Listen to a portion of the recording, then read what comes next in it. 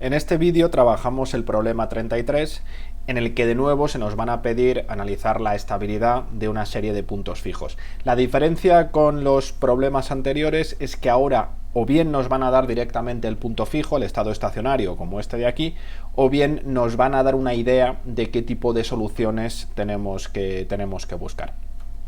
En principio, el enunciado del problema es bastante parecido a los anteriores. Tenemos un sistema dinámico compuesto por dos ecuaciones que tienen dos coordenadas, x e y, y estas representan unas ciertas variables termodinámicas. Y además tenemos un parámetro, que es el parámetro epsilon, que además nos dicen que tiene que ser mayor o igual a 2. En este caso están hablando de dos variables termodinámicas, no se refieren a concentraciones, no estamos hablando necesariamente de reacciones químicas, razón por la cual no tenemos por qué imponer ningún signo concreto a los valores de x e y ni ningún otro rango concreto de valores. Al mismo tiempo nos están diciendo, con independencia de cuáles sean las razones, que el parámetro tiene que ser mayor o igual que 2. Luego nos hacen dos preguntas distintas, por lo tanto vamos a ir trabajando con ellas por separado. Este problema también formó parte de un examen de los primeros cursos en los que yo estuve de profesor de la asignatura. Entonces vamos a ver que tiene ciertas peculiaridades comparadas con los problemas anteriores. Empezamos por la primera pregunta. Nos están especificando ya que este punto, el 0, 0, es un estado estacionario, lo cual es evidente simplemente viendo que todos los términos son al menos lineales, son x en y, y nos están preguntando para qué valores del parámetro epsilon es estable. Entonces, en este caso, también podemos seguir un esquema muy parecido al que hemos seguido en problemas anteriores. La única diferencia es que ahora nosotros ya no tenemos por qué buscar qué puntos fijos, cuáles son los puntos fijos, porque ya nos lo están diciendo. Por lo tanto, pasamos directamente a la segunda parte de ese procedimiento que hemos ido trabajando en problemas anteriores, que es analizar la matriz de estabilidad. Entonces, en este caso, nos vamos a basar en las dos ecuaciones que nos dan. Estas son las que vamos a tener que trabajar y, como siempre, vamos a tener en mente la restricción que nos dicen en el enunciado del problema, en el cual está establecido que este parámetro epsilon tiene que ser mayor o igual que 2. Entonces, vamos a ello.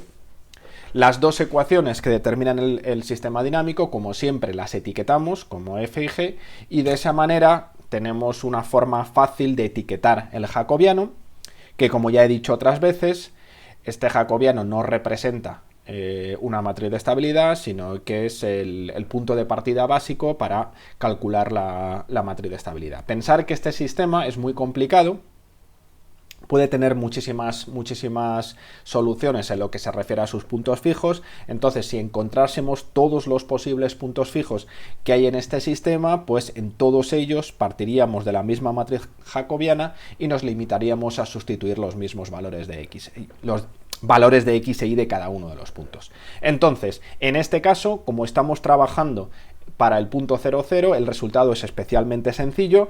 Fijaos que este término no diagonal no está, este término no diagonal tampoco está y todos estos tampoco están, por lo tanto, la matriz de estabilidad es especialmente sencilla en este caso. En otras ocasiones, al trabajar con sistema de dos coordenadas, hemos utilizado el determinante y la traza para determinar la estabilidad del punto fijo. En este caso ni siquiera es necesario porque la tenemos en forma diagonal y por lo tanto ya conocemos sus dos autovalores. En este caso sus dos autovalores son iguales y son iguales a epsilon. Recordar que, de acuerdo con el teorema de Hartmann-Gromman, el punto fijo va a ser estable si los autovalores tienen parte real negativa, todos ellos. Y va a ser inestable si al menos existe un autovalor con parte real positiva y todos los demás tienen parte real distinta de 0. En el caso de que exista un autovalor con parte real igual a 0, este teorema no se puede aplicar. En este caso, fijaos que los autovalores son directamente epsilon, por lo tanto habría una bifurcación en epsilon igual a 0, pero nos están diciendo en el enunciado que epsilon tiene que ser mayor o igual que 2, por lo tanto el punto fijo es necesariamente inestable. Y no hay más complicación, no hay análisis de bifurcaciones, porque está todo determinado con lo que estamos haciendo. Por lo tanto, esta primera pregunta está respondida, podemos pasar a la segunda. En este caso nos van a pedir explorar otros posibles puntos fijos del sistema, pero restringiéndonos a soluciones de esta manera. Fijaos que este sistema de ecuaciones es muy complicado. Si yo lo igualo a 0, en principio puedo tener un montón de soluciones. Fijaos que tenemos exponentes bastante elevados y por lo tanto la situación es bastante complicada. Entonces, para evitar tener que andar buscando soluciones un poco por azar, prácticamente, pues entonces vamos a limitarnos a este tipo de soluciones. Podría existir otras soluciones en el sistema, con lo cual la dinámica de este sistema podría ser bastante complicada, porque podría tener un montón de puntos fijos con distintos tipos de estabilidad. Entonces, vamos a centrarnos en soluciones de esta forma y vamos a analizar para qué valores de epsilon aparecen y cuál es la estabilidad de estos nuevos puntos fijos. Entonces, pasamos a plantear la ecuación para los estados estacionarios, que tenemos que resolver simultáneamente las dos ecuaciones. Como digo, hay muchísimas posibles soluciones y nos vamos a centrar en las que cumplen que x es igual a 2y. Entonces, imponiendo esta condición de aquí, lo que ocurre es que obtenemos dos ecuaciones que son básicamente iguales. Tenemos 2 epsilon y menos 8y cuadrado menos 8y cubo y la misma ecuación dividido por 2. Esto es importante porque si nos hubieran salido dos ecuaciones completamente distintas, lo que habríamos concluido es que no existe ningún punto fijo. Cuidado, que eso podría haber sido una respuesta a la pregunta del examen. Es decir, podría haber sido una respuesta que no existen puntos fijos con esta condición de aquí. Puede parecer extraño, pero podría haber ocurrido. En este caso sí existen puntos fijos. Resolvemos una de las dos ecuaciones, da igual, y a partir del valor de y que obtenemos resolviendo estas ecuaciones, deducimos el valor de x. La primera solución es y igual a 0, de donde nos sale que necesariamente x es igual a 0. Y la segunda solución nos va a salir aquí una ecuación cuadrática. Entonces nos quedan dos soluciones, y es igual a un medio de menos 1 más o menos 1 raíz de 1 más epsilon, y la correspondiente x es multiplicar la y por 2.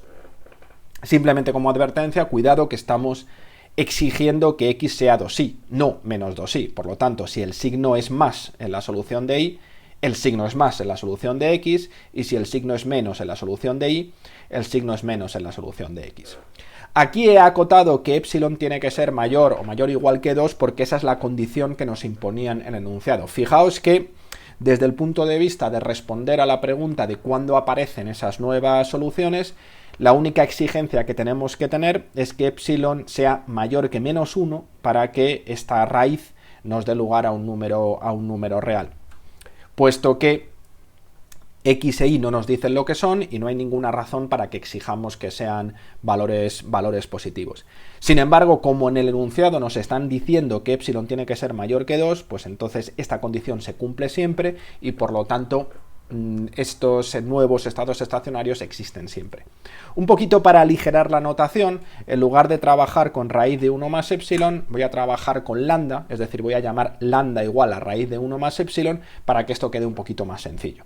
Entonces, la restricción impuesta por el enunciado es que lambda sea mayor que raíz de 3 o mayor o igual que raíz de 3 y por lo tanto tenemos dos soluciones. Como tenemos dos soluciones, tenemos que analizar dos matrices de estabilidad, una para cada una de las soluciones. El punto de partida es el mismo que el de antes, que es a partir de la matriz jacobiana, y sustituyendo el valor de cada uno de los puntos fijos en la matriz jacobiana, tenemos cada una de las correspondientes matrices de estabilidad. Entonces, empezamos con este punto de aquí, el que y es igual a un medio de lambda menos 1 y x es igual a lambda menos 1. Calculamos la matriz de estabilidad sustituyendo en el jacobiano y en este caso, como tenemos una matriz de estabilidad bastante más compleja que en el caso del punto fijo 0, 0, nos volvemos al procedimiento estándar de obtener la traza y el determinante que nos va a determinar claramente la estabilidad del punto fijo. Entonces, en este caso, armándonos un poquito de paciencia, obtenemos los resultados para el determinante y la traza. Entonces aquí habría que estudiar los signos del determinante y la traza. Podríamos empezar a resolver las ecuaciones porque fijaos que tenemos una casuística bastante grande, es decir, así a simple vista el determinante puede ser positivo o puede ser negativo y la traza le puede ocurrir lo mismo, puede ser positiva o puede ser negativa. Por lo tanto, podríamos tener muchas circunstancias distintas que dieran lugar, bueno, a estabilidades distintas. Sin embargo, recordemos que en el enunciado nos están diciendo que lambda tiene que ser mayor que raíz de 3.